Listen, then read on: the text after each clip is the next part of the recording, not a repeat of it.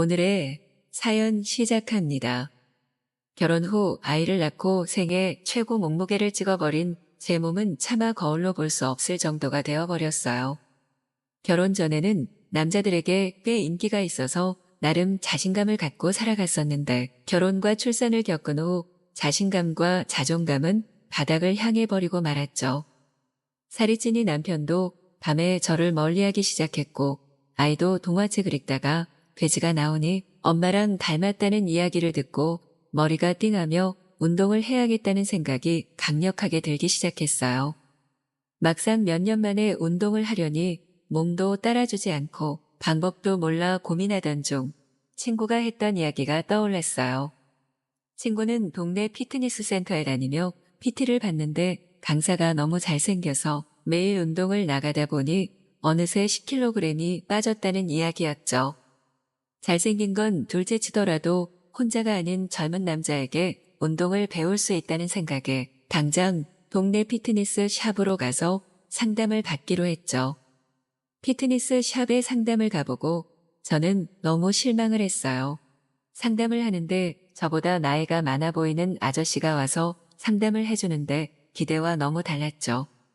잘생긴 젊은 남자와 운동할 생각에 조금 야릇해져서 샤워하다가 혼자 해버리기도 했던 터라 실망은 더욱 컸죠.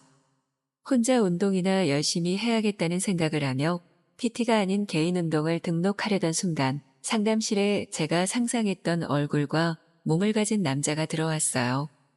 저는 순간 멍해져서 그 남자를 바라보고만 있었죠. 20대 후반 정도로 보이고 약간 박서준과 비슷한 외형을 가진 잘생긴 남자였죠. 저는 제 앞에 있던 아저씨에게 뜬금없이 저 강사에게 PT를 받을 수는 없냐고 물어봤고 그 말을 들은 잘생긴 남자는 웃으며 저에게 와서 당연히 받을 수 있다고 하며 상담을 도와주겠다고 하였죠. 상담 내내 상냥한 웃음과 친절함으로 대해주는 남자를 저는 계속 바라만 보고 있었고 오랜만에 뛰는 심장에 몸을 주체할 수가 없었어요. 최대한 빨리 PT를 받고 싶어서 당장 등록을 했고 운동을 위해서라지만 매일 그 남자를 보게 되어 저는 너무 행복했어요. 하지만 다음 날부터 수업을 듣게 되었는데 너무 오랜만에 하는 운동이고 몸이 무거워진 상태이다 보니 따라가는 게 쉽지 않았어요. 시키는 만큼 따라가지 못하고 계속 뒤처지다 보니 저 자신에게 실망해서 자신감이 더 떨어질 때쯤 그 트레이너는 저에게 원래 처음이 힘들다며 어깨를 토닥토닥 해주었죠. 잠시 어깨를 터치했을 뿐인데 이상하게 제 몸이 반응을 해서 이상한 소리가 나오고 말았고 트레이너는 조금 민망해하며 웃음을 지어 보였죠. 그런데 그 다음 수업 시간부터 약간의 과한 스킨십이 시작됐어요. 근육량을 체크해 본다며 팔 안쪽을 만진다거나 지방량을 확인한다며 가슴 위쪽이나 허벅지 안쪽으로 손이 들어오기도 했어요. 누군가는 기분 나빠할 수도 있겠지만 사실 저는 그 손길이 너무 좋아서 그럴 때마다 약한 신음소리를 내며 거부하지 않았고 오히려 밤마다 그 손길을 생각하면 흥분해서 몸을 주체 못할 지경이었죠. 그렇게 트레이너의 손길은 점점 더 과감해지기 시작했어요. 무거운 걸 들어 올려준다며 내 손을 꼭 잡기도 했고 뒤에서 저를 감싸 안는 척하며 은근히 허리 위에 손을 얹고 있기도 했어요. 저는 트레이너가 저에게 시그널을 주는 것이라고 확신하고 운동기구를 놓는 척하며 그 남자에게 손을 대보았죠. 제 생각과 같이 그 남자는 제 손길을 피하지 않았고 저는 그 남자도 저를 원하는 것이라는 확신을 가졌죠. 다음 날 수업이 끝날 때쯤 그 남자는 저에게 저녁에 시간이 있냐고 물어봤어요. 그날은 마침 남편이 출장이고 아이는 저녁 늦게 오는 날이었죠. 조금 죄책감이 들었지만 아무 일도 없을 거라는 생각으로 그 남자와 저녁을 먹기로 했고 저녁 자리에서 자연스럽게 술자리로 넘어가게 되었죠.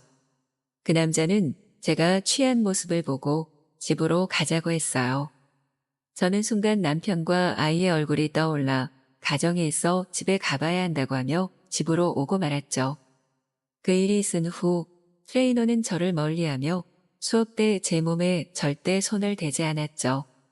저는 아직도 이 남자의 손길을 느끼며 밤을 지새우고 있는데 그게 끊기니 미칠 지경이었죠. 며칠을 그렇게 보내니 저는 더 이상 참을 수 없어 그 남자에게 내가 잘못했으니 집으로 데려가 달라고 말해버리고 말았어요. 그 남자는 다 알고 있었다는 듯이 웃으며 저를 즐겁게 해주겠다고 말하였고 저는 그 남자에게 노란한 것을 알면서도 거부할 수 없었어요. 그날 밤 그 남자의 집으로 가서 저의 모든 것을 맡기고 말았어요. 그 남자는 저를 처음 본 순간부터 이렇게 하고 싶었다고 말하며 저를 더 흥분시켰고 저도 같은 마음이었다고 고백하며 우리 둘은 밤새 몇 번이나 하나가 되었어요. 우리는 그 이후로 수업 시간에 운동은 하지 않고 그 남자의 집으로 가서 서로의 몸을 만족시키며 놀았고 저는 하루하루 그 남자에게 더 깊게 빠지며 헤어나올 수 없는 지경에 이르고 말았어요. 그렇게 그 남자에게 빠져서 아무것도 할 수 없게 되었을 때 결제해둔 PT 수업이 끝나버렸고 갑작스럽게 그 남자는 더 이상 수업을 진행할 수 없다며 수업 연장을 거부하고 저를 모르는 사람처럼 멀리하기 시작했어요.